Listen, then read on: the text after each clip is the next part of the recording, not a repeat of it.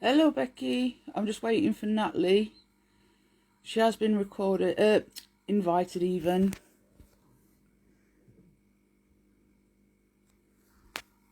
Hello, Colin.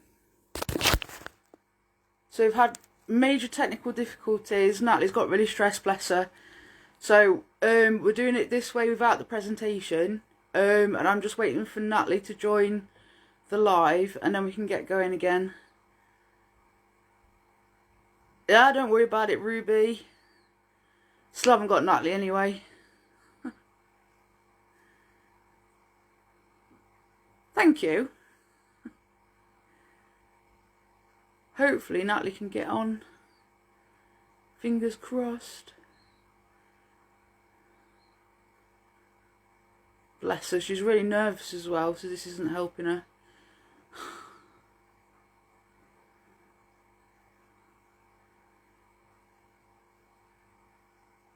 Oh, it won't let you in, Natalie. Can you request it? You've definitely been invited. And guest request is on. It says Elaine, Colin, and Becky's watching, so they can be added.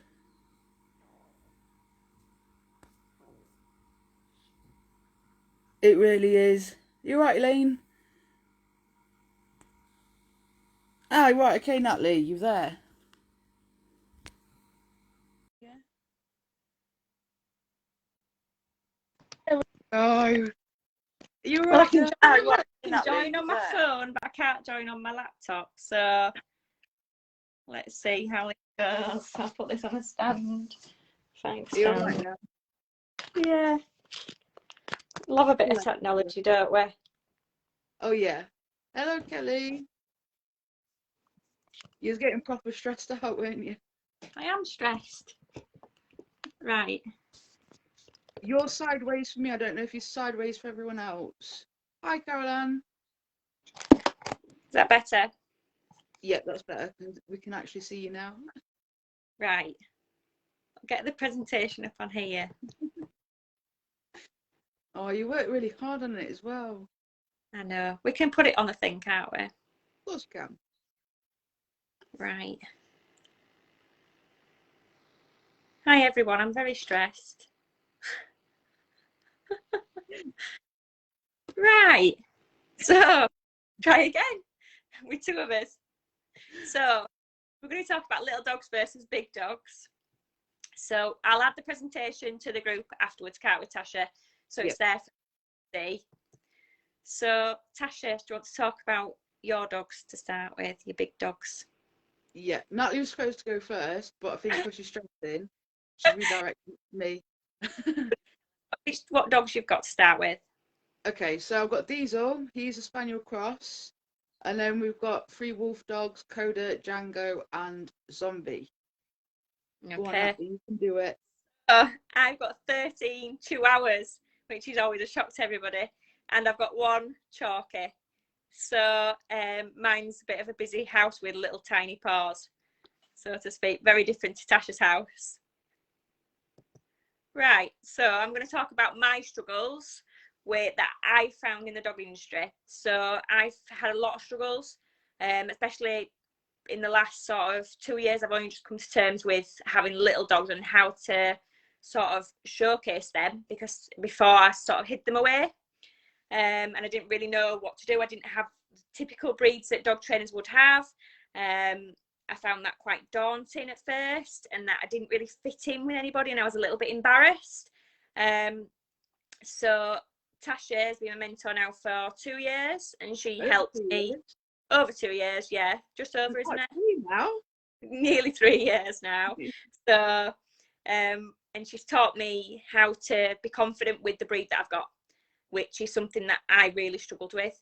And little dogs can do the same things that any other dog can do. And they've all done, all 14 of them have done trick dog titles. I've got quite a broad range of ages with mine. So mine are sort of like 8 months all the way up to sort of 6. I have one rescue dog. I have some that I've bred myself, so I've got a wide range. of different things thrown in there, which comes with its own challenges. I've got siblings, I've got mum, I've got dads, I've got the whole shebang, so to speak. But they do hoopers, they do parkour, they do tricks, they do canine conditioning, they do everything, don't they, Tasha? They do now. And I actually do still hide a little bit, don't I, Tasha? Yeah. So I still don't always put stuff on that I do with them.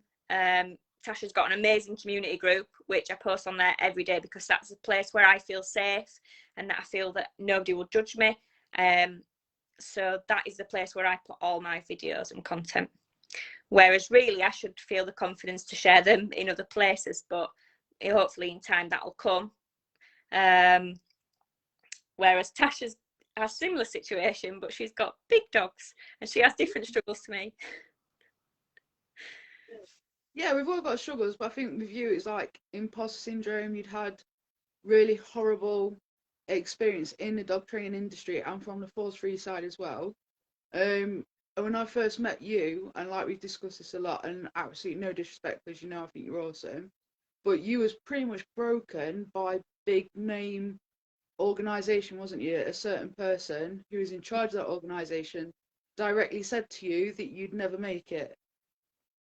Yeah.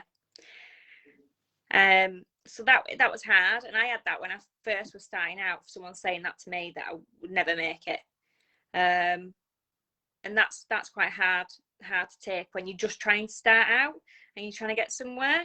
I've done an abundance of courses and CPD, as Tasha loads me up with them on a weekly basis. So it has been really hard. And I'm probably more qualified than the person that said it now, so which is ironic and funny.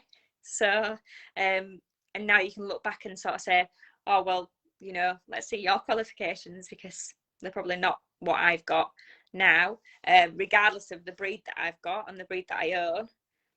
That should just utilise what you've got. And I think by showing what little dogs can actually do, it's an achievement in itself, because they are a hard breed. There's not many people that do have them tend not to do any training with them. They kind of have them as a handbag dog, which they do a lot more than that. And it's not, I want to be able to show people that they do a lot more than that as well. It's just me finding the confidence to do that. Yeah, because we met at Dr. Robert Hewins IMDT course in York, didn't we? Yeah. We got talking and he was like, oh, I'm thinking about starting classes, but I'm not too sure. And then like you told me a little bit, and then me, because I get outraged about these things, was like, right, add me on Facebook right now, and we're going to sort this out. And then I think literally within 1 week you'd found the doggy daycare. Yeah. As your venue for your classes. And he was like, and I was like, no, you're going for it, you're going to do it. And then once you did it, you was absolutely buzzing. And then later on down the line, I got you into Jolly's at Leeds, and you phoned me up crying 5 minutes after you've been in, because you were just like so proud of yourself. But it doesn't matter, and I've said this to you a lot of times, because you still massively suffer with imposter syndrome. It doesn't matter what anybody else says.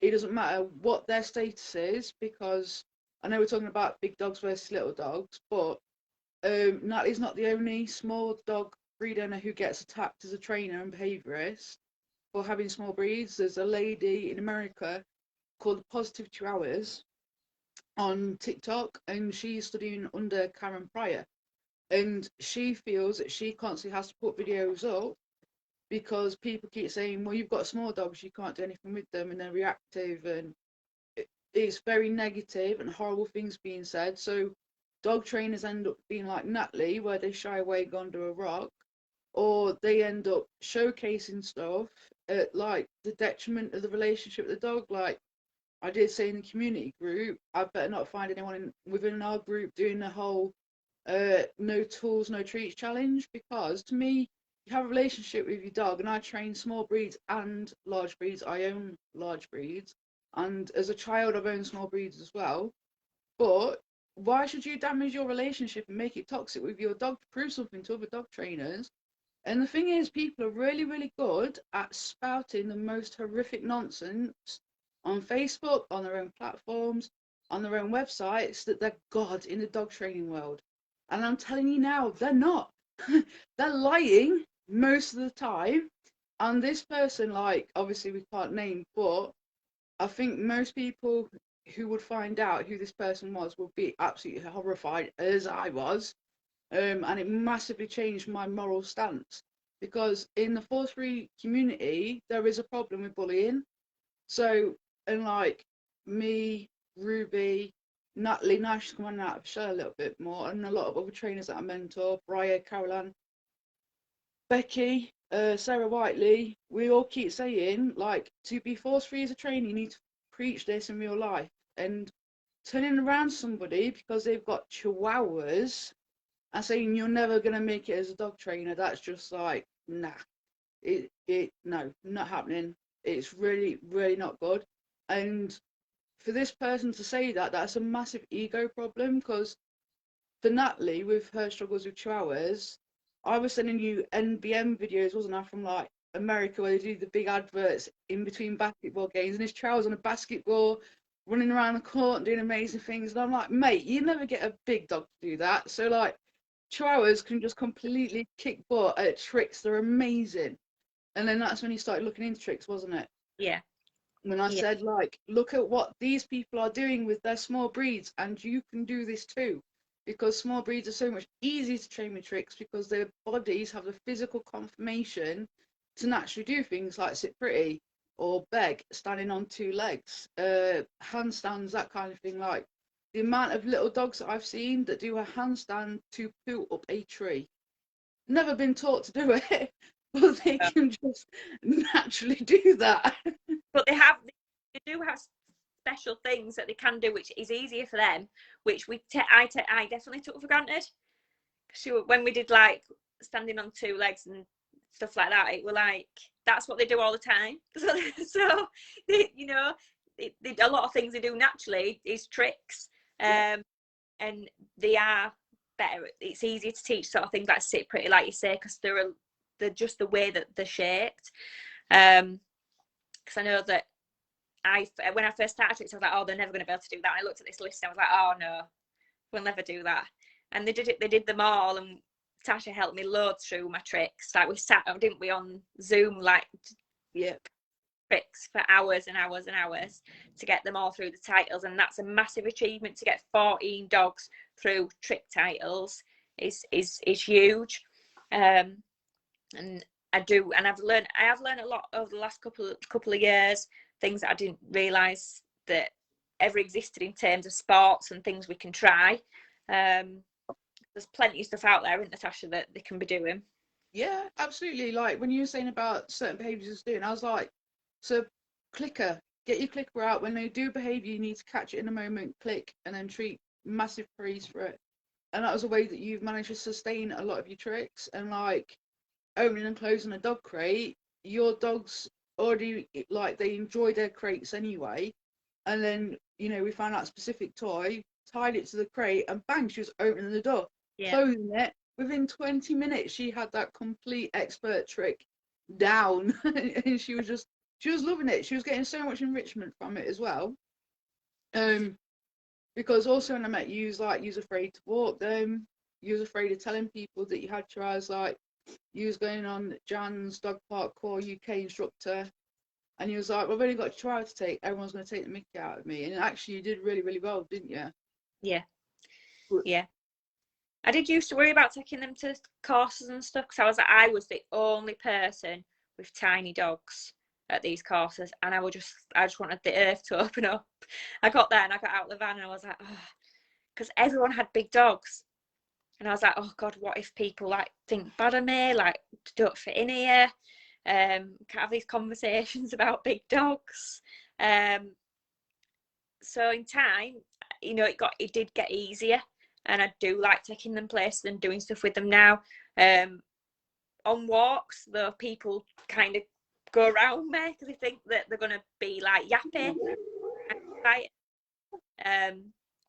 So I have that experience sometimes, don't I, Tasha, when I go out walking? Yeah. And that's hard because I'm like, oh, they're nice. But because they've got such a stereotype of being sort of ankle biters, and being yappy, people just assume that all little dogs are like that. So I have that up against me as well. So there's a lot of challenges. But Tasha will tell you the sort of challenges she has with her big dogs as well when she's out. Yeah. Because I kind of live vicariously through you with your little dogs. Because I'm like, there's just so many things you can do. And I want a little dog so I can do all these crazy tricks and stuff. And it's going to be dead easy because with big dogs, it's so much harder. And trying to get a balance, you've got to wait for muscle growth and strength and all of this. And I also have the same repertoire that Natalie gets from having little dogs. So if I take these guys out, apart from Diesel, because everyone like fawns over Diesel, he's a Spaniel pastoral breed or a Spaniel cross, and everyone fawns all over him because that's what they do. But with the wolf dogs, you either get, oh, is that a wolf? And then, people are really excited, or they're crossing the road to avoid us, or they make comments like, that dog's going to eat you for breakfast, like referring to their own dog sort of thing. And the thing is, we've had to stop walking on the beach. So just because where I live, people are like, oh, we're so jealous of where you live. I'm like, why? Because there's so many people that refuse to do training. They refuse to do any kind of responsible dog ownership. And then my dogs have been attacked by small dogs. And that doesn't mean that I hold a grudge against small dogs at all, because, it's the owners not being responsible. They should keep them on a long line if they don't have any recall. And this is what I do for my job. I make sure clients who come to me with small dogs train their dogs appropriately. And if having a recall, every single dog that I work with goes on a long line. And if you want to let your dog off lead, you go and hire a private dog field. You do not use the public beach. But my wolf dogs are very nervous of other dogs and people. Yes. So once they get attacked, it's a big deal. And people find it funny that a small breed is attacking such a big dog, but it's not funny. My dog's emotions and mental health and well-being is just as valid as a small dog. And 6 months ago, when I was doing Helen's canine rally course, I had to do videoed coursework for Helen to assess me properly, and so she could see me work. And we was on the park behind us, and this elderly couple was like walking a Spitz cross dog, and Zombie, my most nervous puppy. It's a long story why he's nervous. But he's really, really nervous, and he can't cope being very far away from me either. So in the rally, the exercise was to be so far away from the dog, and then you do the exercises sort of thing. He was already really stressed out because this wasn't comfortable, so we had to like modify the exercise anyway. And then this little Spitz dog comes running up, off lead, running around his legs, screaming and shouting at him. And Zombie ended up jumping into my lap, like, because I'm in the wheelchair. And that's really, really sad that a large breed dog is that frightened that he's had to jump into his human's lap to get away from a dog, which is terrorizing him. And then the owner had the cheek, and then I saw red. And he had the cheek to say, don't pick on that dog because he'll eat you for breakfast. I'm like, I'm very sorry. But as a trainer and behaviourist, I'm appalled at what you've just said because my dog is very timid and your dog's off lead and he's just come up and tried to attack my dog. And my dog is already fearful and you've just done this to him. By the way, Zombie was on a lead. So if the dog warden had got involved as well, then, legally I'm in the right because Zombie was on his lead for the exercises. He wasn't off lead. And it's not okay. And it's not okay on either side. So if you've got a big dog or a small dog, if you've got no control, and I know I'm kind of preaching to the choir because most of us here are dog trainers, but it's not okay. And just because you see a big dog doesn't mean it's aggressive. So in my experience, my own personal experience, loads of people probably disagree because we all are individuals and have our own experiences.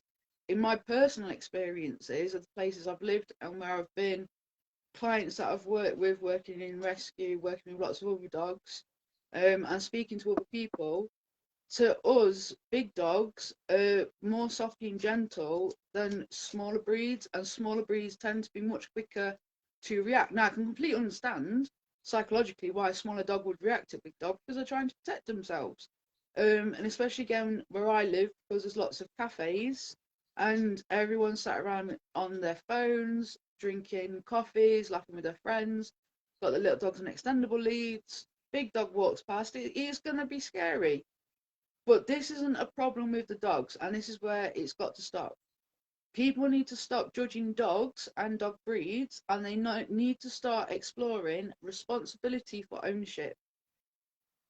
So, like Natalie, because she has small breeds, does not mean that I'm going to rip her to pieces and say, you've got ankle biters that just attack my dogs, because that's not cool. And again, Natalie doesn't say, well, I won't come around your dogs because they're too big. We work together and, you know, we enjoy each other's dogs. Natalie vicariously lives through my dogs through me because she really wants a big dog. But it wouldn't be appropriate for having 14 chihuahuas. You know, your house can't really take a huge breed dog with 14 chihuahuas, can it? But we have complete respect for one another, and I have complete respect for all dog trainers, whether they've got large breeds or small breeds. And I have respect for my clients who's got small breeds. So across my YouTube, 1 minute you might be watching a Great Dane video or a Cane Corso, and the next minute you're going to be watching a fearful Chihuahua who's made a huge leap in their journey. Like Minnie, I sent you the video. She was like one of Natalie's dogs called Betty. So Betty is a very nervous dog through genetics. And Minnie had a horrible life, bless her, ended up with this elderly couple. And the elderly couple was really upset because they couldn't even walk her. And I live on this really nice cul-de-sac. So so we started working with them. Django was a puppy at the time, and the elderly couple fell in love with Django because, you know, they've got this baby wolf dog in their house, and their Chihuahua took to Django straight away because Django just loves everything. He can't help himself. And obviously through R Plus, kept working with the dog.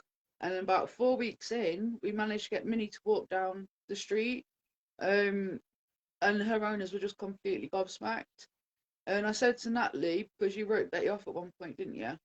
And I said, if I can do this with Minnie, you can do this with Betty. And this is half the problem as well. That's where the imposter syndrome was creeping back in, and where you was feeling like you couldn't do anything with Betty because, like, we established, and again, not picking on you, like I've said this a million times whenever we talk about it, Natalie was waving her arms about, okay? And for somebody with anxiety, if I was like yay big, I'd be like, oh my God, as well. So if you're already anxious and nervous and someone's like this training you, you're going to be scared. And Natalie is also very loud in nature because she's a Leeds girl. She can't help it. Whereas I'm very quiet in my training, aren't I? Yeah. So we reached a happy medium about sitting on your hands, which you found really hard. Loads of rooms doing this. But you got there, and now Betty has made massive strides in her training, hasn't she? Massive. And I do use I'm very handsy and I'm loud and I talk a lot. So that was my biggest problem, controlling myself. And we just sat, didn't we, and observed their behaviour around me just talking. And because I was like this, and I'm very fast and I'm very loud, they were like, oh, even though I'm the mum, that's scary sometimes. So now I sit on my hands a lot, and I don't say an awful lot, do I, Tasha? I'm pretty quiet. Yeah, I mean, you still talk and everything, but now you understand about cue discrimination and like how we can work best with your dogs, because all dogs are individuals. Yeah. And the thing is, like how I train my dogs, because obviously, you know, the wolf is very aloof. Diesel had a rough patch at one time thanks to one person. So my dogs don't cope well with loudness and a lot of movements. So after Natalie started mimicking me and my behaviours, then you was finding you had more success with your own dogs. But again, across 14 dogs, it was like, how do we help that individual dog? And some of it was even just, you know, one-to-ones over putting harness on and just harness desensitization. Really boring. And it was just an hour of trying to get harness on in a really nice way. And then like letting the dogs chill, explore, and then us just chatting. You know, because the dog's coming over threshold, and that's something else because this person who was supposed to look after Natalie, who tore her to pieces, didn't explain to Natalie a lot. So Natalie missed out on cue discrimination, about being over threshold, about not going at it constantly with training. So when the dog starts to become a little bit overwhelmed, then you stop the training, and you hadn't been taught any of this. So Natalie's also really nervous of being bitten. because you've been bitten quite a few times by your own dogs, haven't you? Yeah. And then you was like jerking backwards and forwards with the harness because you was like, I can't do it. And it was a genuine fear. You was genuinely frightened because nobody had taught you like how you appropriately handle the dog in like R plus desensitization and that kind of thing. And you was like in tears, and it's like, dude, it's completely normal. If no one's taught you, then you can't be blamed for it. And if it's not something that you come across as a trainer with somebody else's dog, again, it's completely different. And what people don't understand because they don't know you, because you keep yourself locked in, Little is dogs. that yeah, but you people don't know that you've got a hand-reared dog. People don't know that you've got a rescue from a gypsy camp. People don't know the traumas and things that you've been through with your dogs. And it's so easy to judge somebody without knowing the full story, and it's not fair. And that's what I particularly got really, really cross about. But again, that person who put you down, in front of a lot of people, that person was responsible for teaching you, of the mechanics of dog training. And again, this is where it comes from: dog trainers responsible to teach the general public, even if they're not clients, even if they're not paying us, we still have a duty of care to point out to them when things are wrong. So, like the guy in the park, it's like use a long line. If you have no report, and if your dog is that trigger stacked, he's going to scream and try and attack every other dog that he sees. He needs a long line. If he, even it's not me, consider getting a trainer. And he just stormed off. And some people you can't help. But at the same time, when I work with clients, and then you see something that's wrong, we've got duty of care. We can say to them, like, that's not okay. Do this instead. And just sharing a little bit of information. I know we don't get paid for it, and it's annoying, but this job isn't well paid anyway. And I, for one, definitely am not in a job for the money, because the money's crap, and I'm crap at business. As Nightly will tell you, I'm crap at taking money off people. But we have a duty of care. Like, you wouldn't expect a paramedic to drive past a car crash. They will go and help. And it's our duty of care to go and help somebody who's struggling. And I've done this a lot. And then because of this, I've had a lot of clients. My clients, to me, are like my family. And I call them the golden clients because they're just really, really nice people. And then when they've seen me stand and like talk to a stranger and not berate them, because if you berate someone, you shut them down straight away. Mm-hmm. But I came back to my car one time after working with some clients, and someone had written on a receipt, "Seen you in action, desperately need your help. This is my phone number. Please call me as soon as you get this." And it'd been tucked under my windscreen wiper. So even though you may not be on telly, even though you might not be Facebook famous and have 20,000 followers, you can make a big difference to an individual's dog's welfare. And that's what it was about for me and Natalie. It was about building Natalie up as a person, and it was about helping her dogs to be the dogs that they could be and that they are. Because when we initially started the community, this rat bag would not join in. 1 week before, every day up, she was literally like, "No, I'm not doing it. I'm not doing it." And I said, "Just post your videos. Don't even have to have the sound on." And she was like, "What, really?" I was like, "Yeah, you don't even need to put sound on your video. I just want to see you working your dogs and having fun." And then that was it. Away you went. And now if you look at day one of the original challenge to now, oh my God, your dogs are amazing. There's a massive difference, especially when you look back. Like, it's crazy. And that's just purely you teaching me how I need to handle them better. Like, Dottie is a prime example. She's a hand-reared dog. I had loads of struggles making sure just to keep her alive. And the terrier in her is very, very different to the Chihuahuas. And that is also because she's different. She's so different. And we didn't always have a great relationship. She has more of a relationship with my partner than she does me. But now she's so different. Like, we've had a few nips from her, haven't we, in the past? And a lot of tears. A lot of tears. And now she just comes and cuddles me and puts her head on me. And that's like the most amazing thing ever. Like, I never thought we'd get to that point. And that's just changing little things about what I do and the way I teach her. And it's nice to have that relationship with them that's different now. And I feel like I can do more with them because I feel like they love me. It's before it's like, oh, constantly trying to please and trying to what am I going to do now, instead of like panicking all the time, actually putting stuff into action and doing it the right way. You get a lot more out of it. And that's been hard for me because I've had to change a lot of things that I learned in the first instance. So everything that I learned to start with has kind of gone out the window because it wasn't really relevant. And to adapt to a very different way of training, I was always force free, but it's a very different methods and games instead of the things I've been taught in the start.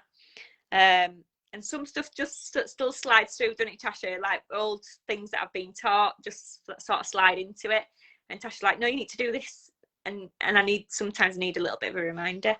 But yeah, there sometimes are a lot. You was taught traditional training that was like, it's force free, but we just won't talk about like it not being very good for the dog's mental health. And then I come in like a wrecking ball and I'm like, hell no, get rid of that harness, that shit. Right, now we're going to work on games, and this is a harness that you need, and this is a lead that you need to work with. And then you're like, oh my God, my dog should completely change on their walk, and oh my God. And then you feed in, and I was like, let's look at your food. And like, why do we need to look at my food? And I'm like, trust me. And it was months and months of harassing Natalie's soul to go on raw food, like literally begging her to go on raw food. And then you did it, and then you saw results like almost instantly, didn't you? And a complete turnaround in their behaviour again. Yeah, so I think I'll nearly be a year since I swapped to raw, maybe just over a year. And that's made a massive difference. And now that reflects on me as a trainer now, because I always mention food now, whereas before I've got prime examples of how food can have a massive impact, because it's had a massive impact on mine. So now I can say to people, well, I've been there and I've done it and I've got a t-shirt.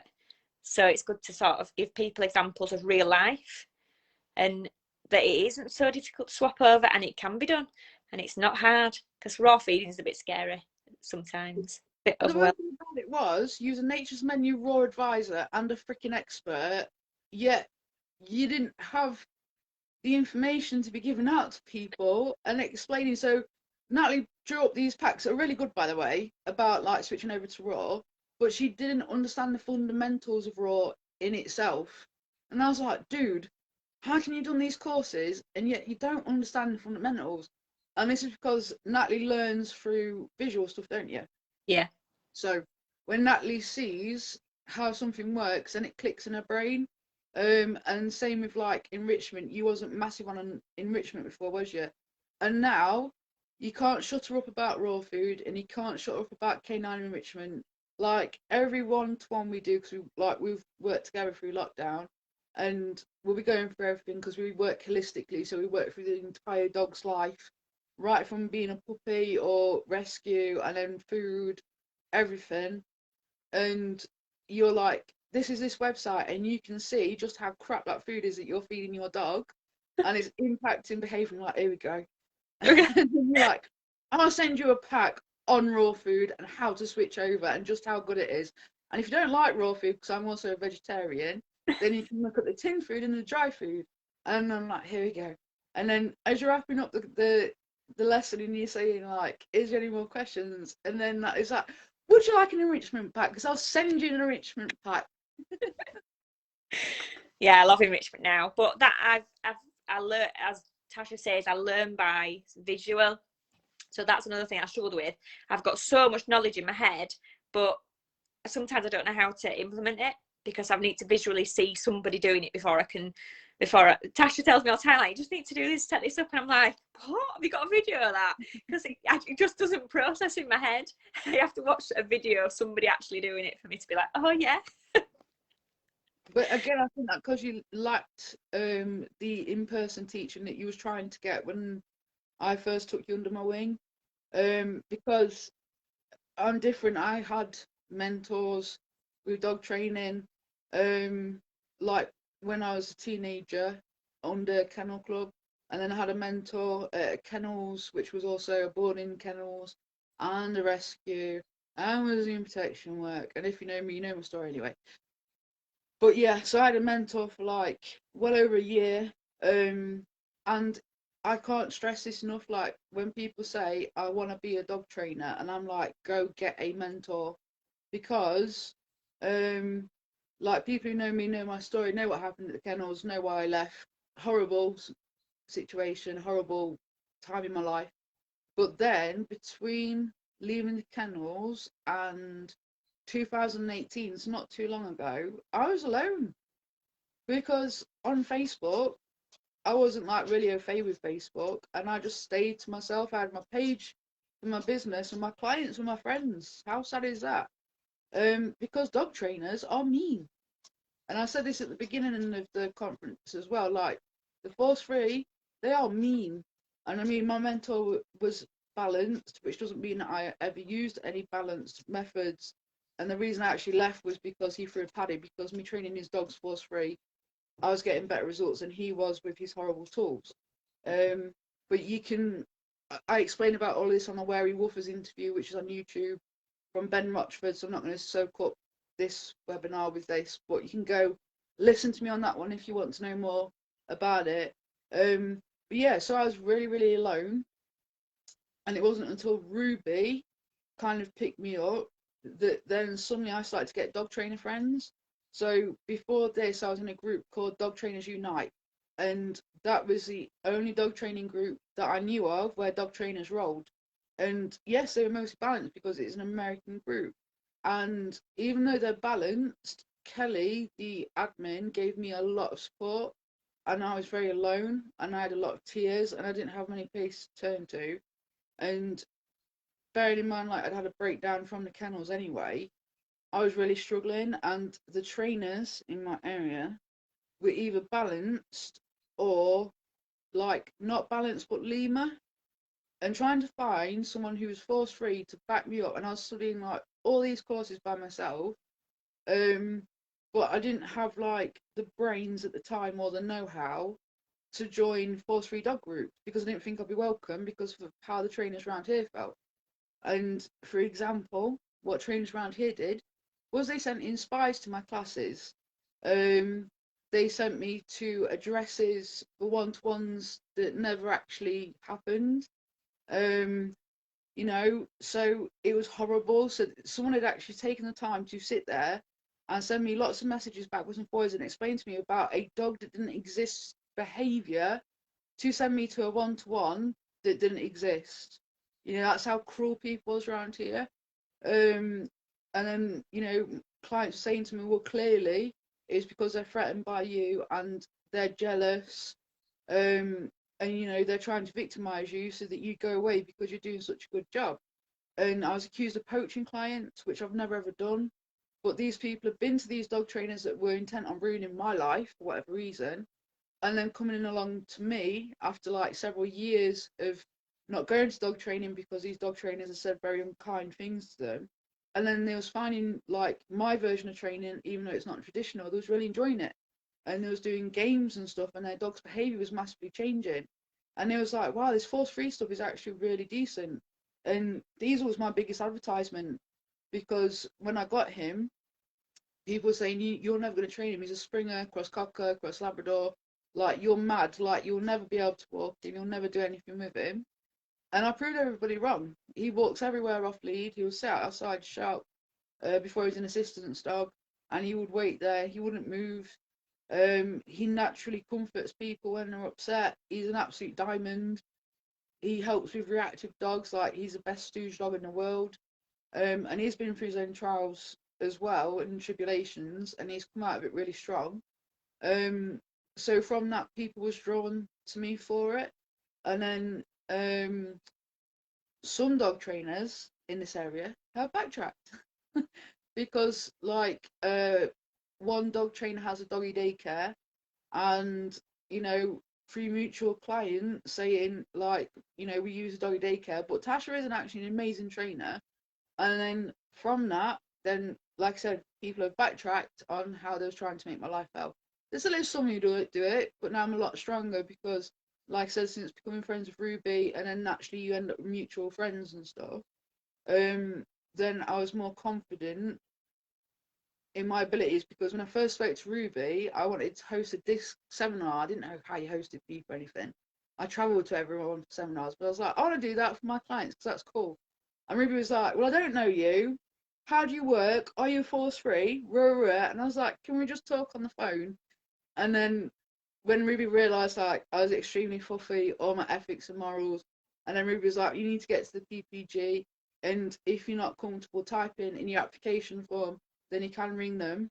So from like Ruby doing that for me is like why I do it for other people as well now. Like take them under my wing and make sure they're okay, because not having a mentor or someone to turn to as a new dog trainer or young dog trainer, whatever term you use, is frightening and it's scary. And Natalie was ready to throw in the towel, and you'd only gone to Robert Hewin's course not because you wanted to be there, because you paid for it. And you was Yeah. like, but it's a principle of the thing now. And I was like, but you can't come on a course if you don't intend to like follow through with it because someone's been horrible to you. And that just really annoyed me. And I'd always had a community group for my clients anyway on Facebook. And then I decided to make it bigger because I was sick of seeing people not doing homework. Because we know when they come to class and they say, have you done your homework? And they're like, yeah, we've done it. And I'm like, it's just so lying. So I was like, accountability. We have to have accountability as dog trainers. So let's make our clients have accountability. So I set up the community group and I was like posting videos for people like Natalie to showcase how to do things, because a lot of my clients are older and not YouTube savvy, etc. And I was like, come on guys, post videos of your homework and stuff, and like, get into this. And then after that, I was like, how can we make this into a bigger project? And it was like, get everybody to train for 100 days, and I will personally sort them all out a certificate. And then the community group's just grown from there. And I think it's safe to say we're a family on there now. And it's dog trainers and clients, isn't it? It's not just Yeah. clients. Yeah. It's a mix of people. Some dog trainers, some clients. And it's a really, really nice place. And everyone in there feels safe, and that's what it's all about. Because there's nothing worse than worrying about what you're posting and what people are saying behind your back. Yeah. You just have that fear with the community group. It's everybody supports everybody. If someone's got a problem, they all pull in together and find a solution. And that's what it's all about. It's not about the worry and worrying about posting, because it's awful. I know, even with my own page, I don't post stuff on there as much as I probably should, because I'll be like, oh, I'm not sure. And that's terrifying. It's awful. Whereas community, I can post all I want in there, whether I'm wearing my pajamas or not. It doesn't really matter, because that's not what it's about. It's just about posting in there and showing what your dog's doing for that day, and it actually makes you want to do something each day. And I think that's a lot of people put stuff off, but if you've got something to aim for, right, I've got to do my training, I've got to do that today and post it on the group. You go out of your way each day to like, right, I'm going to do this today. Whereas if you haven't got that, you kind of just float around and you'd be like, oh, I'm not sure what to do with today. I won't bother. I'll just go watch telly. And that's not what it's about. We want to keep building bonds with those dogs. We don't get to a certain age and we just forget about training. It continues, and a lot of people forget that, it's about doing it every day and keeping up. Such a variety of dog breeds in there as well. Yeah.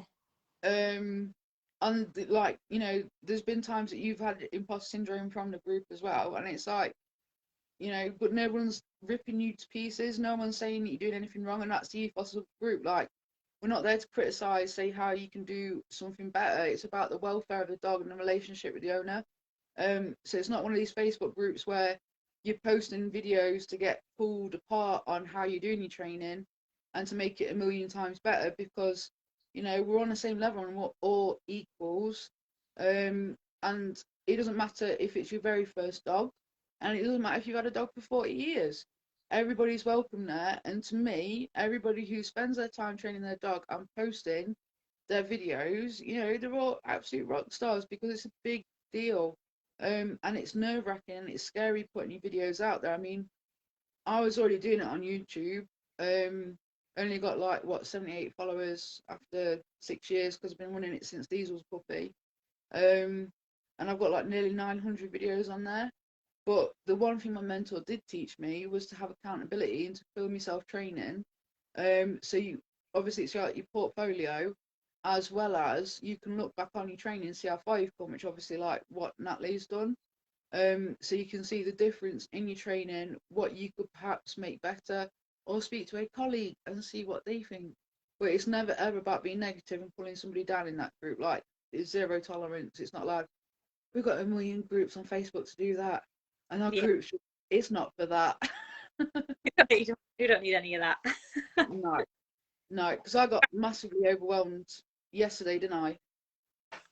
I'm a approved trainer in another group, and it's Kangol dogs, so livestock guardian breeds. Yeah, I've worked with them for the last 14 years. Started off with a reactive Kangol, who was extremely human and dog aggressive, was what he's been through.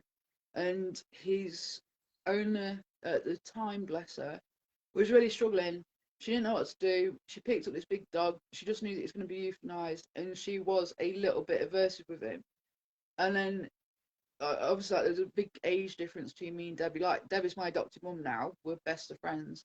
But when she saw like this scrappy 17, 18-year-old like teddy bear hugging her dog, and the photos on my Facebook business page on the pinned post, so basically it's me as a kid, and this dog's just loving me, and Debbie's like, he's never gone up to anybody like that before. So I completely turned Doom around, and she was able to have relationships, she was able to have friendships, people was able to come over to the house. This dog completely turned his life around, and it's not about me singing like my own trumpet, it's just how it was. So Debbie asked me a few years ago if I'd be the approved trainer and behaviourist for her group. And I wasn't an admin, I was to be a mod because I couldn't cope with being admin. Um, and the amount of people that say that, you should hurt dogs. So yesterday somebody said they've got a puppy that's 12 weeks old and he's biting. Well, yeah, he's a baby. You've just taken away from mum and dad, and he now lacks impulse control, and you're probably doing a Natalie throwing your hands about, and you're probably very loud, and he's probably bouncing off that energy. The things people were saying, so one guy claiming to be a dog trainer, although not very much down in it. One of these people that they make their username that they're a dog trainer as well, and then they're giving such terrible advice that they could only have got off TV. And he was saying, you need to take the puppy and put him in another room, shut the door, so he knows that he's been rejected by the family because they're being pack members. And I was like, what? No, no, no, no, no. That lady will cause massive separation anxiety for that dog. Like, I couldn't believe what I was reading. Oh my God. And then the next comment, what you need to do is grab hold of his tongue and make him bite through his own tongue, because that will stop him from doing it. And I've had dogs for 40 plus years, and he went on and on and on and about. He had an Akita that was basically roided up. And I said, messaged Debbie straight away. I was like, mate, I noticed your group, but I'm really, really angry. And I want your permission to turn off comments, delete most of the comments, because this is not helpful. And I'm going to put my own thing in to like help the lady. And Deb was like, do what you need to do. I'm out with my dogs. She lives in Scotland, so obviously she doesn't have great signal either. And she was mortified as well. And then another lady who's force free, which I found out afterwards, she was like, this group is too dangerous for me, so I'm leaving. And it says in the group that we're force free. So where all these Egypts have come from, don't know. But to hurt a 12-week-old puppy, are you seriously kidding me? Because he's a large breed, and if you don't dominate him now, when he's fully grown, he's going to seriously hurt somebody. No, no, no, no, no, no, definitely not. So I deleted all the comments, and Facebook says, like, you can say why you've removed. And I was like, no, because if I get into it, I'm not going to stop. Because the comment that I put in was like, what the F have I actually walked into? What group is this? Because it's not the group that I know. And I did go on a little bit of a rant and a rampage because I was really, really angry. But for that lady, that's her first puppy. She'd done a lot of research, and he's 12 weeks old. And she was genuinely asking how she can help him to redirect the biting. And luckily, she's listened, and she's very grateful for the information. But that information could have gone so wrong, and that puppy's life could have been so different, full of aversive techniques, punishment for no reason, and him not understanding what the hell's happening to him. Like, I was just so angry and cross and confused. You know, why set a puppy up to fail? Do not, don't no. I mean, it's bad enough setting a dog up to fail, but to set a puppy up to fail, make it bite through its own tongue. No, so I was literally raging. And then I inboxed the lady who said like the place is too dangerous for her, she's gonna leave. And I was like, as soon as they tagged me, I jumped onto it, and I'm very sorry that you had this experience. And I just want you to know I've turned off comments, and I have deleted all of the inappropriate comments, and I'm deeply sickened. And I wasn't expecting a response from the lady because it goes in like message requests, so it's junk, isn't it? And she messaged me back last night, and she made me feel so much better. She was like, "Thank you so much for reaching out, and I can see from our mutual friends that you are totally force free, and we have totally force free friends, and I'm so glad that you've done what you've done." And she said, "I didn't mean that I was leaving the group." She said, "I was leaving the thread because it was too dangerous for her." She says, "But it's really nice to know that you were so concerned and upset that you felt you had to inbox me to make sure I was okay." But that's the point, and again, it's being accountable, being responsible. So little dogs are ankle biters by default, and big dogs are not dangerous by default. This is human stupid ideologies, and it's not fair at all. And you can't do that. Um, and again, like where Natalie lives, there's a lot of big dogs. She said there's like pit bull types in the area, and the police don't like check the dogs, they don't tattoo the dogs, they don't check the insurance, do all that kind of thing, which is nerve wracking. Use a small breed owner. Yeah. And then, so Natalie's like around pit bulls, but then these people make nasty comments to you about your dogs, don't they? Yeah.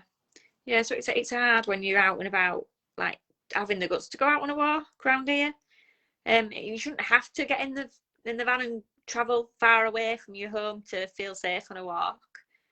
Um, but again, there is, you know, it's just that perception of big dogs and little dogs, isn't it? Of what people think, and it's sad really, because even sometimes I sometimes see a massive dog and I think, oh God, you know, it's that natural reaction of a human to think that, and they're probably the softest brush going, like relaxed and chilled, but it does go through your mind as a human. It's just a natural response, which is obviously the response you sometimes get, Tasha, when you're out and about. Yeah, yeah. People don't realise at all how soft my guys actually are. And yes, being wolf dogs, they are aloof. So they are a little bit wary of strangers, which to me is actually good because I don't want everyone coming up and fussing them, you know, Yeah. because not because I don't like people. I don't like people. I got my ignore my dog hoodie. It says stay back. My dogs hate people as much as I do. But no, the problem is that people will stroke over the head. People can be too rough with fussing Right. dogs, and I don't like it. Exactly with chihuahuas and coming down to you. Well, no wonder they react because it is scary. And again, person with anxiety. This is why I identify and specialize with anxious and reactive dogs because nah, I completely get where they're coming from. It is scary. Um, you know, and the wolf dogs, they would never ever bite anyone and they've never hurt anybody or any other dog. But I don't want them to be put in a situation where they feel backed into a corner because somebody doesn't know polite dog etiquette and they have the right to enjoy their walk just because people think they're a status dog, which they definitely are not. People don't have the right to then say that's a Game of Thrones dog and then want to fuss it just because it's a Game of Thrones dog. Because for a start, they're not a Game of Thrones dog. That's Northern Inuit, and Tamaskins. So that's completely wrong to begin with. But I don't like it. And my wolf dogs are my family, and the same with Diesel. So if Diesel chooses to say hello to somebody, that's up to him. But for my wolf dogs, I have to advocate for them, and especially Zombie because he is very, very nervous of people, and that's my duty of care to advocate for him. And the same as when I'm working with clients. If they've got a cute little teddy bear Shih Tzu, then I'm still going to protect them from the idiots that are trying to fuss them and come down to them and terrify them. Because before you know it, Shih Tzu has sent an air snap, but the person is saying that the dog's bit them. And you're saying, but the dog hasn't bit, the dog did an air snap, and we're actually recording right now, so we've got on video, and then they disappear. But that owner, it's too late. You've done the damage. You've made them feel like absolute dog crap, pardon the pun. But you've put their dog in an impossible situation. we need to learn to be respectful of others. And like Natalie said, even if we have the preconceived ideas, like there's a big dog that's really scary, whereas I gravitate towards big dogs. The bigger, the more reactive, the more anxious. Like I want to help that dog so bad to get its mental health back. But the other thing that people notice about me, my friends, clients, I don't fuss their dogs. And some clients get really uppity in their first one-to-one with me, like, you haven't even attempted to touch my dog. How dare you? You obviously don't like dogs. Like, no, dude, your dog has not made a choice to come to me. I'm not forcing myself on your dog. To me, dogs like a chip pan. You respect them. You don't just go up and fuss them. And then my friends say, well, you're a dog training behaviourist. Why don't you go and fuss every dog you see in the street? Because that dog might have reactivity issues. That dog might be terrified. And I don't need to pet every single dog that I say I like to in that real world. But that's not fair on that dog. And if someone comes up and hugs me, I'm going to punch in the face as a reflex. I'm sorry. I don't like being hugged. And I completely understand. So why would I impose something I don't like onto dogs, whether I'm a dog training behaviourist or not?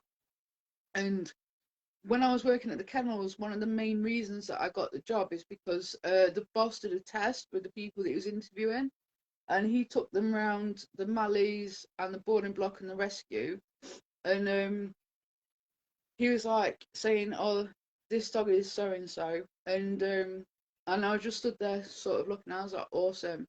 And he says like, "Why don't you try and stick your fingers through the bars?" And I was like, "I don't know your dog." And it was the same way all the way around, and it was like shutting the gates behind me and that. And apparently that's what swung it for me to get the job, because other people who've been was like trying to force the dogs through the bars, and you would have been like had fingers taken off by these dogs, so massively not appropriate. Um, but it doesn't matter if the dog's large or small. You don't have a right to go up and then terrify this dog, because dogs don't understand why humans do this to them. So if we think about the dog's brain and how they function, their cognitive abilities, they might see like their family and people that come around to the house as their friends, but a complete stranger in the street trying to touch them, that's going to be terrifying. And it's the same as us. I might eventually like let Natalie maybe give me a hug at some point, but I'm not going to like it. Yes. You see what I mean? And it's the same thing for dogs. Why should they be subjected to being pulled around by kids or adults because they're self-entitled and then need to touch that dog? Because that's not okay. Yeah. And like when we go on a walk, so obviously there's a book called The Midnight Walkers, and I speak to a lot of my reactive clients about this, because they say, well, we only walk the dog at 10 o'clock at night because we're scared of bumping into other people. And I'm like, did you know there's a whole book dedicated to you guys, and it's called The Midnight Walkers, and there's even a dedicated Facebook group by the author, which you can go and join for extra support, so you know you're not alone. But I've taken to do the same thing. So my dogs get walked in the morning, and we get walked late at night, partly because wolf dogs come alive at 10 o'clock at night. Thank you very much. Like they're asleep now. 10 o'clock, Natalie will agree, Ruby knows, they start wooing, annoying the spaniel who have stepping. So it's a good idea to take them for a walk before bed, sort of thing. But also it's that security knowing that there's not loads of dog walkers about, there's not going to be dogs off lead, and my dogs are safe. And there's a guy who walks around who's a little bit weird, in like a nice way. Like he's too friendly. I don't think he's neurodivergent or anything like that. He's just way too friendly, especially for Lincolnshire. People in Lincolnshire aren't friendly. And Django adores him, and Django will, like, when he sees him, he pulls and he wants to give him a great big bear hug, and the guy loves it. And he made a mistake of trying to like come up to Zombie, and Zombie's like dropped head, nah, not liking this. And the guy's across the road, and I was like, no, you can't say hello to this dog. He's not reactive, but he's very nervous, and I don't want to set him up to fail, and I'd rather not anything happen between you two, and then you become afraid of dogs if he should do anything to you. So you can say hi at a distance and admire him, but please only cuddle Django, because Zombie's like, nah, he's a very nervous boy. And he was completely fine with it, but other people wouldn't understand that. Yeah. But yeah, Ruby, 10 p.m. beach walk, because that's the safest time it is. And the amount of clients have come to me in floods of tears because their dog's been savaged on the beach, they've been savaged at local parks, and we're talking staples and stitches at the vets, and it's horrible, and all for the sake of a long line or keeping your dog on the lead. And And where I live, dogs are only allowed on one stretch of the beach. So if you think about how many households must have a dog in a town, and then everyone drives to that town to go on that one stretch of beach, you're talking about hundreds upon hundreds of dogs in a very small space, because the council have made it illegal for dogs to be on any other part of the beach. So yeah, Ruby, our walk late that night was simply because it was about keeping everybody's dog safe, because I've seen it all too much in this town and it's horrible. Um, and like you have to drive 10 miles out to the little pockets like Waller Bank, Anderby Creek, place like that. So people who don't drive, it's brilliant because you'll see like 2, 3 other people on the beach. If we drive for an hour and a half, we can go to Featherthorpe, and that's an amazing beach for horse riding and dog walking because it's so flat, empty, big. It's like it's on its way to Grimsby. But a lot of reactive dog owners that I work with go there because they can see for miles if anyone's about. So my reactive dog owners are my most responsible clients because they're fully aware of what could happen if they were to bump into another dog. And that's really sad that people have to travel one hour and a half to walk their dog to avoid meeting someone who's not going to be respectful. And again, it's not just big dogs, it's little dogs as well. So it's not a breed standard and it's not blaming a particular breed, but it is sad that a dog's got to go through all that travel because we know through conditioning and stuff that traveling in a vehicle isn't very good for a dog. It can massively impact their muscles, and over time, over years, it can get too much for them. Yeah, Caroline, Anderby Creek's lovely. But yeah, it's sad, and so it's like running the risk of your dog's health to take them for a nice walk. And also, when you're working, you can't just drop everything and take your dog for a 3-hour round trip and then an hour's walk on the beach because you're avoiding people. It's really sad. And then this is what you have, Natalie, where you're having to drive out further and further to get away from the People. large dogs. Yeah, you've got a park on the back of you, Yeah, which you don't touch. yeah, and I have built them. I can now like work out when people go on there by who goes on there at certain times. But I get the same. Like people think mine are all puppies. So they go, "Oh, puppy," and that's the initial response. I'm like, "No, not a puppy. Just like 6." Because they are teeny tiny. So I get people like, "Oh, puppy, I'm gonna go touch it." It's like, no, and it's hard to like stop, you know. But some people don't listen. They just like run over and like grab them and pick them up. They don't like it, especially because mine are little. People can handle them a lot more. They just go straight in like, "Oh, I can pick this dog up and I'm gonna hold it." And it's just not the right thing to do. No, no. We've had this as well. Like, again, not criticizing you, but you was always picking your dogs up, and I was like, "Why are you picking the dog up?" And he was like, "Well, because it's just easier for management." I was like, "No, dude, you could never pick my dogs up. Like, that's so weird. Who does that?" And clients do it, and I'm like, "Your dogs have 4 legs, and in mental enrichment, they need to be a dog because they're a dog. Please put them on the floor." And my clients will completely back me up on this. They find it hilarious, and now my clients like in-person classes before COVID, and I was like, "Put your dog on the floor quick because she can have you." But it was that thing, wasn't it? Like, just because your dog's a small breed doesn't mean it shouldn't be a dog. It has every right, the same as a big dog, to be a dog. And it causes less reactivity. So where I am, again, I don't know if it happens in towns and that kind of thing because I've lived here so long now. But dog prams became a thing at one point.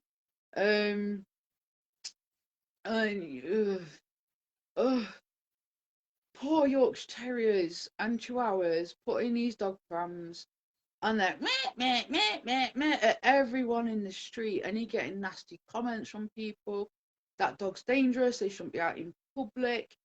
And you're just like, why would somebody do this? Unless the dog was disabled. Yeah, unless it's got a disability and you want to get out and Yeah, about, fair enough. But yeah, people like puppies in prams and all sorts of things. It's just bizarre.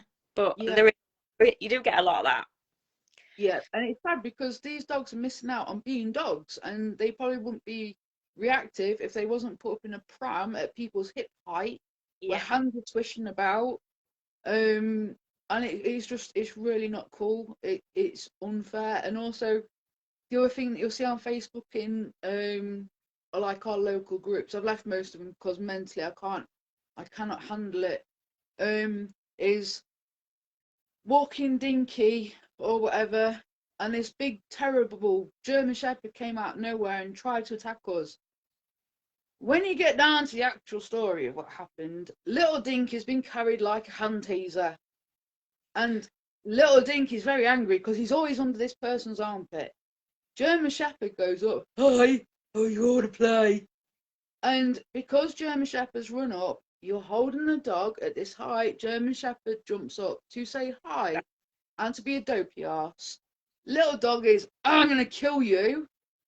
And then what happens is little dog may redirect their aggression, bite their owner, but the German Shepherd gets, the blame.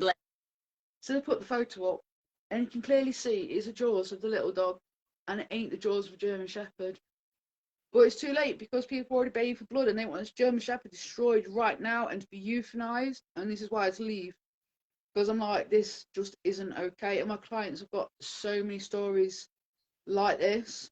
And then people say to me, like clients say to me, well, I've got cockapoo and was on the beach, and this dog came running up, and I thought it was going to be attacked, and I didn't know what to do, and it tried to grab at my dog, and it was really aggressive, so I picked it up, and I'm like, and that's fine. In that moment, do whatever you can to protect your dog. That's completely different.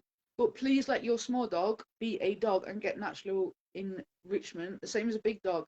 I mean, if I saw a big dog being carried on someone's shoulders and you weren't in army training or police training, and the idea was like not to burn the paws on the concrete, and you're doing a training exercise for that, I'm going to come over and say, can you please put your dog down on the floor because you don't belong on your shoulders. Because where I grew up, the army did use to train near me in the Vale, and they did use to carry the German Shepherds on their shoulders because it was training practicing for when it was going to be too hot in the Middle Eastern countries for the dogs to be on the floor, but these dogs were bomb detection dogs. So you can understand that. But again, you're not going to see large breed dogs being picked up. And if you are, a little dog's not going to be fazed by it because he's only seeing so much of the floor anyway. Yeah. But that's the other thing. People got to stop lying about big dogs. If you're scared of big dogs, that's fine. But don't turn around and say that your fluffy little boo is terrified of German Shepherds or Staffies and that kind of thing because it's yours and it belongs to you, not to the dog. And then what it does is it causes inadvertent reactivity because you're always and pulling the dog away, and that's something else that I have to deal with quite a lot here as well. And, to me, little dogs are insane. They're amazing. That like the stuff you can do with little dogs is phenomenal, and their attitudes and their like screw you attitudes I just find amazing because the more attitudey the dog, I love it. I like Natalie's dogs. I'm just like, she keeps saying, I'm gonna post so and so to your post. Like, do it, please. I'll be waiting. I could not wait. I want your little dog. Because they can do so much stuff and they're sassy. Like I shared a video on Facebook tonight. It was a corgi and a pug, and the corgi's like rubbing his butt along the floor, and pug's like, I'm you, and he's like taking the mickey, and it's just that sass and that attitude, and I love it. And it was completely natural. The handler wasn't involved. It was just an hilarious video, and just the sass that you wouldn't normally see from big dogs. And I think we've all just got to make people more accountable, whether we've got big dogs, whether we've got small dogs. Laura Foster, I'm giving a shout out to because she's got Colin, the passing Jack Russell, I hope I've got that correct. And Laura has worked really, really hard on helping Colin with his reactivity. I don't massively know Colin's background to comment much, but Laura had a greyhound and she has Colin, so she had a big dog and a little dog. And the things that Laura does with Colin is amazing, and his attitude and personality is amazing. I met him at trick tents, and Laura's like, you can't come and fuss him, like he wears a muzzle or this. And I'm like, no, I'm just gonna, view him from afar. And the tricks that he could do, I was like, wow, he's just so freaking cool. And Laura does lots and lots and lots of, he wears his muzzle for a reason, and she does lots of training with him, and she's been trying to get him to meet other dogs in a secure dog field, And that's a big thing. So Colin may be a small dog, but he has a big ass attitude and he knows what he does and doesn't like, and that should be respected. And I should suspect, I can't remember what exactly was said, but I should suspect that Laura was like saying to everyone, don't touch Colin, because maybe people have tried to manhandle him in the past because he's a cute, fluffy white dog. You know, he is cute and he's fluffy and he's like a little teddy bear.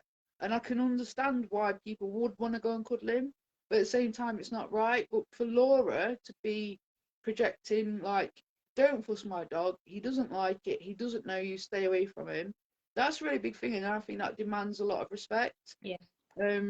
Because it is a big thing to do. Yeah, it's massive. It's massive to stand back. No, you know, it's hard to stand up for yourself sometimes. Colin's amazing. He's amazing, isn't he? Yeah, he's proper amazing. But yeah, it's hard to stand. Sometimes even like me being as loud as I am, sometimes people say stuff and I've just been like, or depending on the day, like if you've had a bad day, you just like can't even bother fighting a corner here. And that's sad, you know, it shouldn't be like that. You shouldn't have to fight your corner. Yeah. It's like when I work with clients, and I work with any breed, I don't care, from Great Danes, Leos, Kangals, right down to Chihuahuas, Jack Russells, Patterdales, whatever you name it, we work with them all, and we worked with them all through lockdown, haven't we? And it's about respecting that individual dog and seeing past the breed, seeing past the size. And you've worked with a lot of breeds that you've never worked with before through lockdown, haven't you? Yeah. But yeah, so in person, like, when the hydrotherapist recommends me or the pet shop do, they say she's very blunt, but she's very, very good at her job, and she's got a huge waiting list because she's worth waiting for. But what they mean by blunt is that I'm actually a gobshite, because when I'm around dogs, I'm not so meek and humble. Like one example on a caravan park, because obviously caravan parks are very concentrated around here. I was working 2 staffies, and you know what they like with staffies are horrible about staffies. And you know, this one of the staffies was reactive.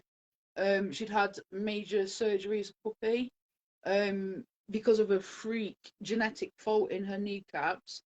So she missed out on a year of socialisation, whereas her brother was a big goof and he loved everybody. But was going around this caravan park and there's like verandas, and this Westie was barking at the staffies and was like, you know, working all her, getting her under threshold, letting her focus on her mum. And the guy picks up, I kid you not, it must have been an encyclopedia, and throws at his Westie. Well, that's it. And Mary's trying to pull me back. She's like, Tasha, I've got to live here most of the year. Just don't. I'm like, mate, why did you throw a book at your dog for giving a natural reaction of barking? Like, that's not okay at all. And he's like, you know, giving it all back. And it's not okay. If your little dog barks, they are communicating. If your big dog barks, they are communicating.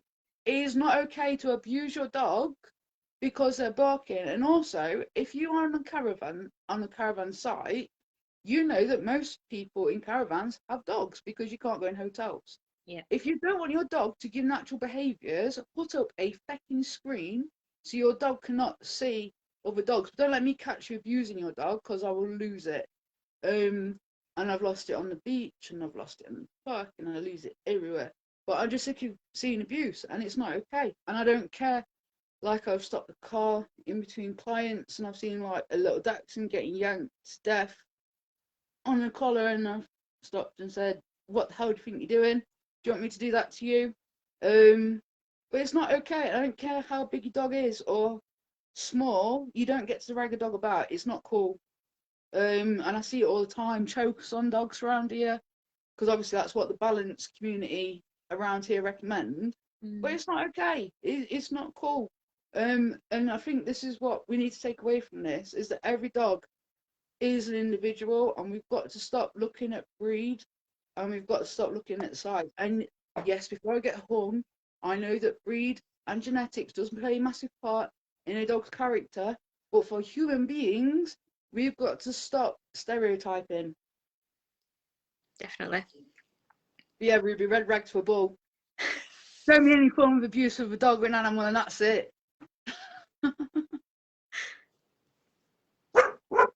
So we didn't need a presentation in the end, did we? No.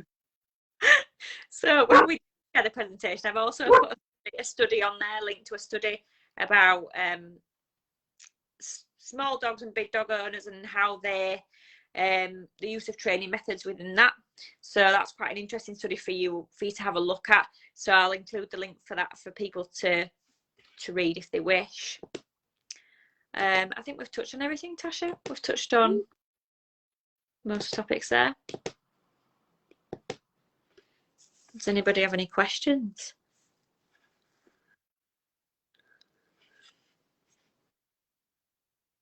I'll just give you 5 minutes to get questions, Natalie. I won't be a second. Yeah, that's fine.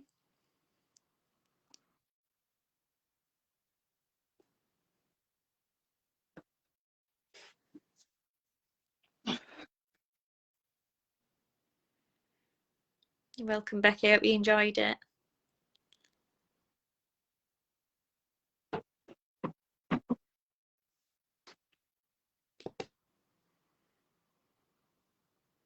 Thanks, Ruby. I've loved all your comments, by the way, Ruby. Throughout it all, it kept popping up.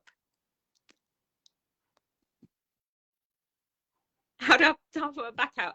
Target sticks.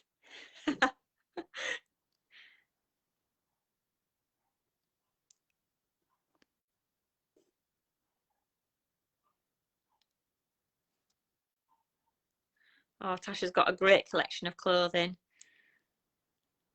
She'll tell us where she gets it all from. I'm just looking back to see if I missed anybody's comments earlier that.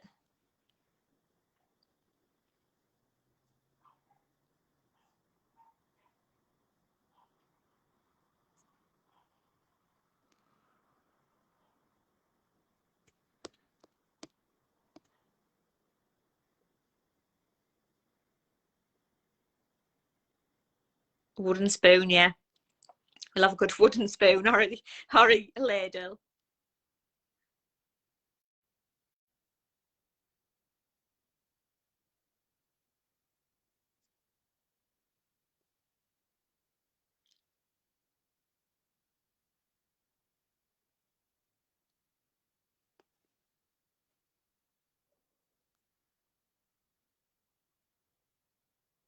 Oh, there's been some really nice comments. Thanks, Caroline.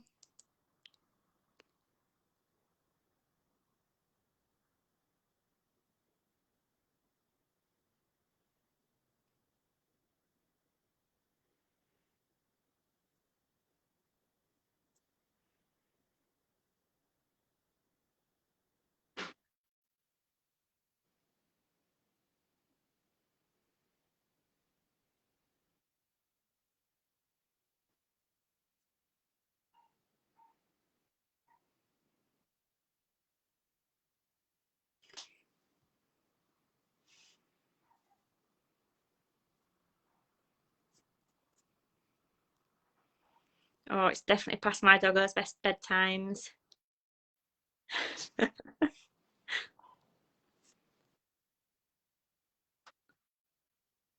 Thank you.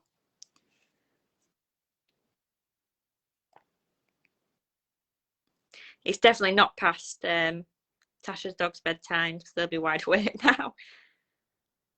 It just grew, Caroline. He started with one and it just went from there. And then we bred a few and went to sell them and we didn't get rid of them and we kept them.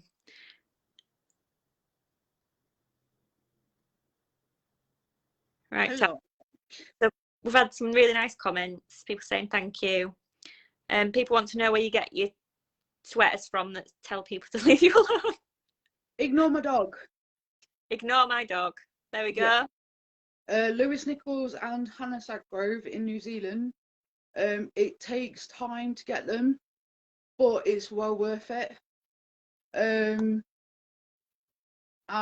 Yellow Dog UK. I did a rant about that today as well, about misinformation. Because apparently someone's been going around saying that if your dog wears yellow, then that voids your insurance because you're admitting you've got a dangerous dog. So I like to fact check So I spoke to Yellow Dog myself and I emailed them. Alison said, no, we are aware of it, and they've taken the allegations very seriously. And they have spoken to their legal team, and they've changed the website. So it says, wearing yellow does not like void your insurance or anything. If you claim that you've got an aggressive dog, by law, your dog must wear a muzzle in public.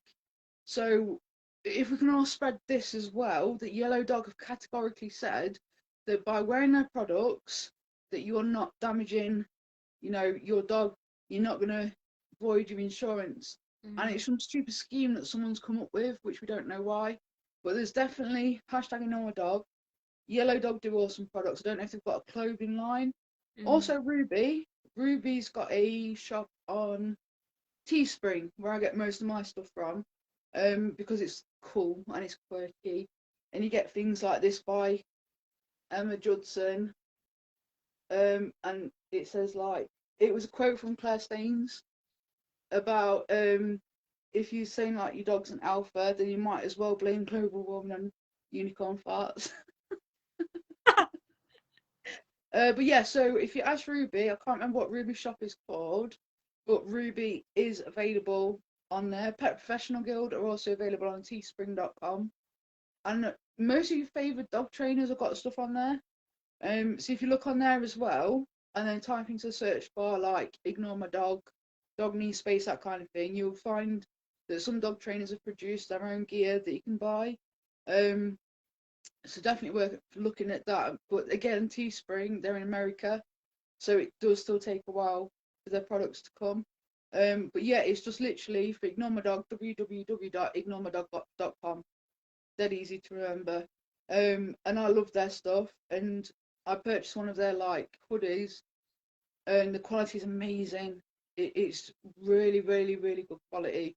And I did have to wait like 6 weeks for it, but I ordered it back in 2019, 2018. When Ignore My Dog first started, like, I was the first to jump on and buy a hoodie because I was like, this is awesome. So I don't know if their shipping times got much faster, but just bear in mind they are New Zealand based, so it takes a while. And obviously with COVID and customs. But yeah, I love Emma Judson's stuff, Ruby. And when Claire Staines found out that I got her quote on a hoodie by Emma Judson, she was just like, what the hell? But I just thought it was really good. And it's an icebreaker as well for clients. So clients love that stuff. Did you say someone asked if it was my dog's bedtime? Someone wants to, Ruby wants to see the dogs, but it's definitely past my dog's best bedtime. But I said your dog will be awake. They've just woken up. So I said through it, like, they're awake at like 10 o'clock and we go for a late night walks in the Midnight Walkers Club. Yeah. So the barking that you heard before I ran off, yeah, that's because they've woken up now and everybody has to know about their presents and they're going to throw a party. And then we had one comment asking, Caroline asks how I don't have a bad back from all the bending down. I said target sticks and ladles. Yeah, we had to get you a lot of wooden spoons going, didn't we? I sit on the floor a lot though, don't I? And that's a mistake I've made as well. It's a good point actually. I've sat on the floor a lot when I've done training, which now is difficult to get past the standing up stage. So I wouldn't advise anyone with a small dog to sit on the floor too much, because you do create a rod for your own back. Because it's hard to get up then, isn't it, Tasha? Yeah, the movements then can be quite scary and challenging for them, because you've gone from stationary, non-threatening, to then suddenly standing up. And something me and Bryce said was like, the bonus of being wheelchair users is that we're very non-threatening to dogs because we're already seated. So yeah, that's something to bear in mind as well with little dogs. Like, bear in mind their quirks and like how they feel mentally. So sitting on the floor was not a good idea, was it, Natalie? No. I still do it now though sometimes by mistake. You're getting better though. I'm getting better. Yeah. Yeah, Becky, I've already asked them to, when they come to the conference, if they can bring their own gear with them, because obviously, it's going to be great for all of us guys at the conference to get our hands on them without the huge shipping fees and the long wait. So yeah, that's already in the pipelines, but obviously COVID screwed it up for us. So hopefully 2022 will be our year of getting back to it. So all the speakers are pensive and waiting, and we've all been in talks and everything. So the conference will be going ahead, but we don't want to do it this year in case there's another lockdown. Also, people are skint because of being furloughed, out of work, you know. Um, and it's better not to put people in a crappy situation and say, well, we're going ahead with the conference, and people say, well, we can't afford it. I'm really glad you'll be there, Becky. But yeah, so we want to do everything properly, keep everybody safe, and we want the risk of COVID to not be gone, but gone as much as possible, so everyone has a really nice time. Because that's our main thing. It's like health and safety first for everybody. And we don't want anyone getting ill. Yeah. Does anyone have any more questions about the dogs?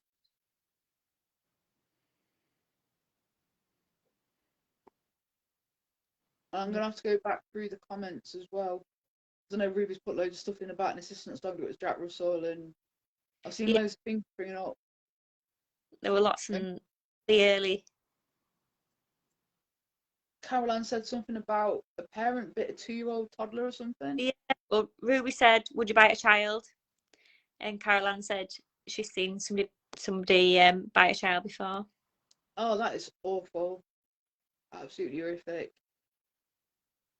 Oh, awesome, Caroline. That'd be amazing if you could come. That'd be really awesome. Yeah, we can't wait for it to, Ruby. Ruby told me to unbox the Natalie awesomeness, but we might get out of the box eventually, Ruby. That's what we need. Like, you need to get more confident. And I saw you was getting a lot of positive comments to start with, but obviously, like, because it's going up and It down, you moves. can't see everything. And I didn't want to interrupt you. Yeah, I bet you was fuming. See you later, Becky. Yeah, I bet you was fuming, Caroline. It's not cool. They're the other people that I've gone for. People abuse the kids in public in front of me. Hate it. Really, really don't like it. Like, I'm not a parent or anything. I'm not the biggest fan of kids, but, abusing kids, animals, whatever, I really don't like. It gets on my nerves. Gets my back up. If anybody thinks of anything, though, if you drop it into the event, we can try and answer any questions. Yeah. I think we've covered everything, haven't we? Yeah. See, it wasn't that bad after all that stress for the first half an hour. That's here.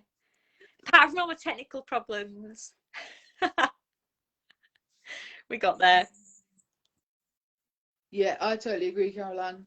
And it's the only time I really come out of my shell as well.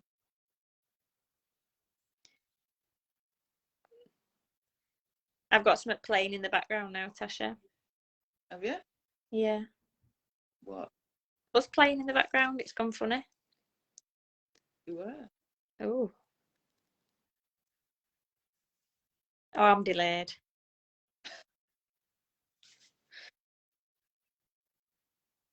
Right then, I think that's about it, isn't it? Yeah. No, you're most welcome, Caroline. Thank you for coming and supporting us. Thank you, guys. We've enjoyed it, and I think Natalie's enjoyed it way more than she'd actually like to admit. Yeah, just a bit.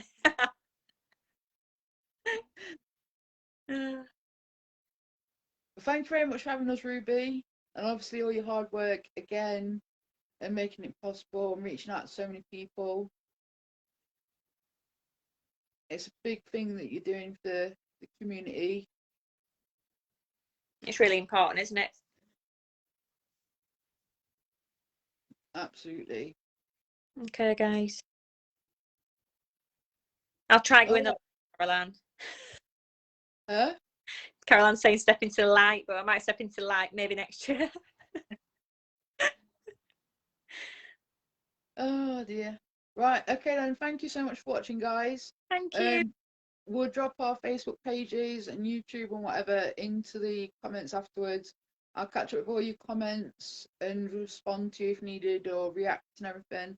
But thank you for spending the time to be here with us tonight. And then if you're catching it up later because of the technology, or because you're busy, it is Friday night, then just enjoy the talk. And then if you did want to know more about my experience at the kennels and my mentorship, why I left and everything like that, if you go over to the Wary Woofers Club on YouTube, Ben's uploaded part 1. We went on for 7 hours.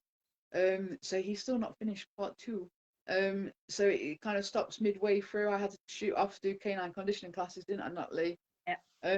But yes, if you want to hear more of my story concerning that, then that's all there, me being completely transparent. So yeah, awesome. Thank you very much. Thank you.